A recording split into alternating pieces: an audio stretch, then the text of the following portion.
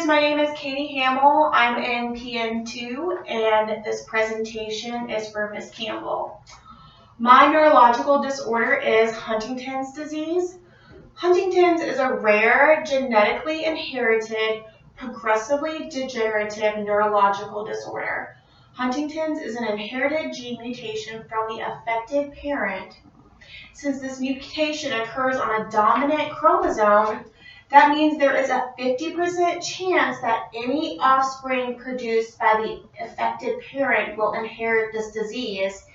And sadly, there is no cure for this disease. So I just want to take a moment and zoom in on my little picture I have over here. I know it's kind of hard to see, sorry guys. So this shows the unaffected parent, this is the affected parent, and these are their children. Now, since there's a 50% chance that any offspring produced will inherit this disease, you can see that this child sadly inherits the disease. And then this is my little chromosome. You can tell you just need one defect. Here's the defective link on the chromosome to pass along this genetic disorder.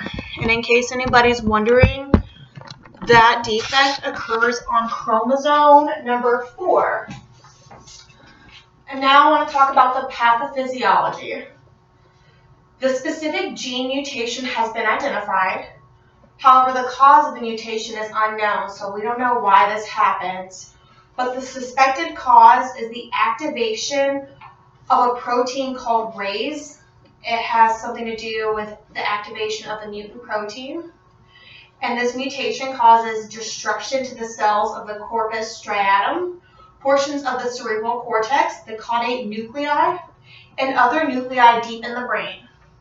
This progressive breakdown of the nerve cells in the brain causes movement, cognitive, and psychiatric disorders. And right here, I have a nerve cell, and it's lit up because there's electrical impulses going through it. However, once this disease process starts, you experience death of the brain cells. And once the disease process has started, a person's functional abilities worsen over time, and this affects every aspect of a patient's life, including physical abilities, cognition, mental health. And as the disease process worsens, a person with Huntington's will need help in every aspect of their daily living. Later in the disease progression, a person will be confined to their bed, unable to speak, unable to move. And eventually they will die from complications of this disease, but not the actual disease itself. Aspiration resulting to respiratory failure is the primary cause of death. Other common causes of death are pneumonia, injuries related to falls, and other complications related to the inability to swallow. So signs and symptoms. There's a wide range of signs and symptoms, and the rate of progression varies from person to person. The time at which Huntington's begins affecting a person varies. However, the onset of signs and symptoms usually appears when people are in their 30s and 40s. There's a correlation between the earlier the onset of symptoms and faster disease progression. So there's actually juvenile Huntington's disease, and that's when children and adolescents are afflicted with this disease. And sadly, after they start experiencing signs and symptoms of this disease, their life expectancy is only 10 years from the emergence of this disease. Now, signs and symptoms can be classified into 3 different categories: movement disorders, cognitive disorders, and psychiatric disorders. Movement disorders can include problems with involuntary movements and impairment with voluntary movements. Physical symptoms develop slowly and can include involuntary twitching, jerking, or chorea movements. And chorea are like those dance-like movements. I've actually got a little picture on my bulletin board over here, if you can see it. Let's see. And then we also have a picture of a doctor who is checking the swallowing and gag reflex of a patient with Huntington's disease. And we'll get to that in just a minute. So they experience the involuntary jerking and twitching, muscle rigidity and contractures, which we know is dystonia, issues with balance and posture, impaired gait, abnormal or slow eye movements, difficulty with swallowing and speech. Now remember, the complications with the swallowing are eventually what's going to lead to their cause of death, more than likely. Cognitive impairments and disorders include delay in processing thoughts and or recalling words and information, rigid thought processes, getting stuck on a certain thought, behavior, or action, difficulty learning new information, difficulty with organizing and focusing on tasks, difficulty with impulse control, resulting in promiscuous behavior or angry outbursts. Now, can you imagine the family members of a person that is afflicted with Huntington's disease and say that they're unaware that one of their parents had Huntington's disease, so all of a sudden somebody's loved one just starts acting really strangely. So sadly, sometimes people are misdiagnosed in the beginning with a psychiatric disorder. So some of the psychiatric disorders and issues that can develop as a result of the impact and disease processes include bipolar disorder, mania, obsessive compulsive disorder, and depression. Now, depression occurs because of brain injury and the changes in the brain functioning. Now, we would think, well, this is a horrible diagnosis, and that's why depression would occur. That may be true, but eventually, as this disease worsens, they are going to experience signs and symptoms of depression just as a result of the changes that have occurred in their brain. And so some signs and symptoms of depression include feelings of sadness and irritability, and apathy. And apathy is like without emotion. Social isolation, they're going to withdraw from others, insomnia, loss of energy and fatigue, and thoughts of death and suicide.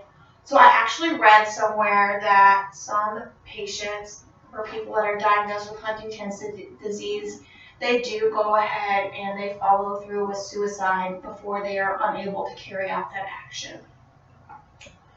And then on this side, I have some medications. Now, although there is no cure for Huntington's disease, antipsychotics, antidepressants, and antichoreic medications are available to help treat the symptoms and prevent complications.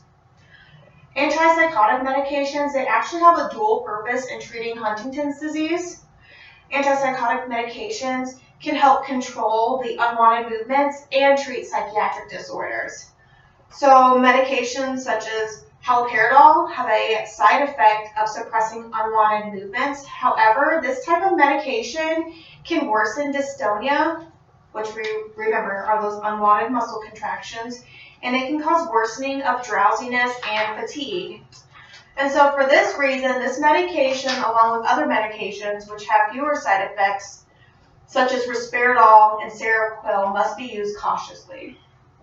Antidepressants such as Celexa, Lexapro, and Prozac help treat symptoms associated with depression, and these medications can also be used to manage symptoms associated with obsessive compulsive disorder.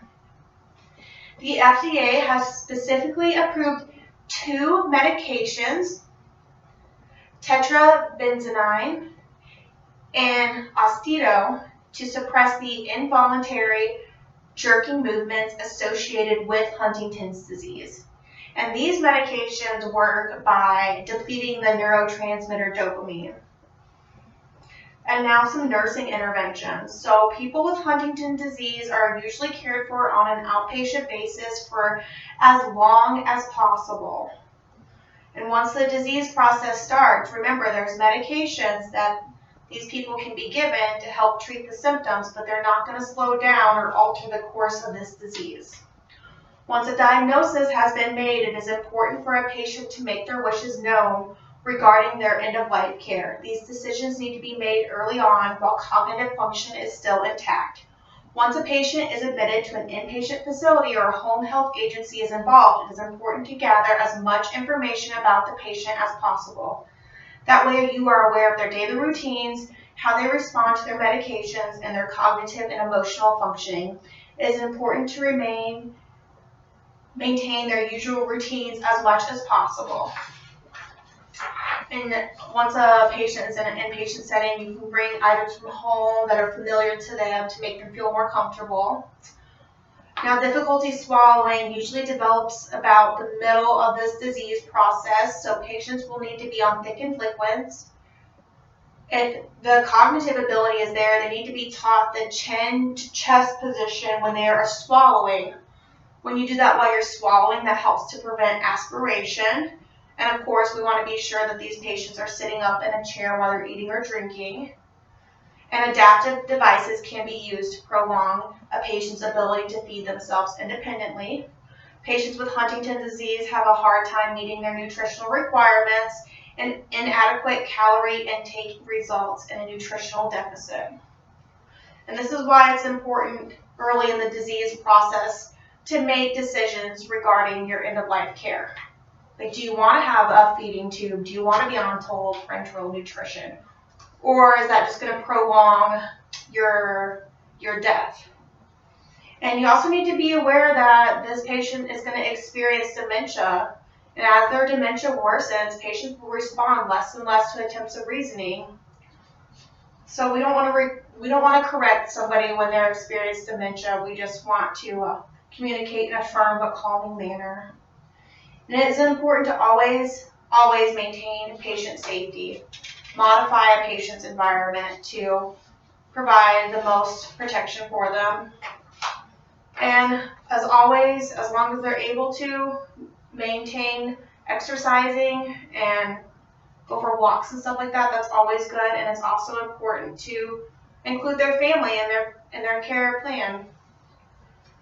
And just imagine how these family members feel. They're probably devastated. So it'd be important to develop a therapeutic relationship with the family members as well. Now, some tips on education. Teaching may have to be delayed until the patient has overcome the initial shock of such a diagnosis. We want to wait until they're more receptive to the information that's going to be provided to them. And it's important to provide education on the disease processes to your patients. You may need to make a referral to community resources where additional teaching can be provided to them. Like, you can have a nurse come to their house and give them education in small groups of information so that they can process it and not feel as overwhelmed. And then you want to make sure that your patient understands the genetic component of this disease. Depending on the time frame of when the disease is diagnosed, some people may already have children and possibly even grandchildren. And we want to make referrals for other supportive services such as a therapist. And we want to educate the patient on the dementia so they can take their preparatory measures regarding their future. Now, the diagnostic testing. A diagnosis of Huntington's disease is usually based on a clinical examination and a family history. A neurologist will conduct an in-depth examination. Neurological and physical exams will include an assessment of balance, movement, reflexes, muscle tone, hearing, walking, and mental status. Diagnostic imaging such as MRIs and CT scans can be used to reveal the shrinkage areas of the brain and enlargement of the ventricles. And I've actually got a picture of this right here. See if you guys can see that. As you can see, the normal brain versus the Huntington's brain. This one's the normal and that one is the brain afflicted with Huntington's disease. It really just deteriorates.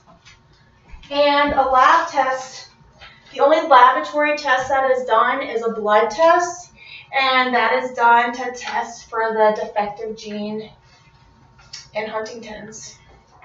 And that about wraps it up for this presentation. I hope you guys enjoyed it and learned something. Thanks.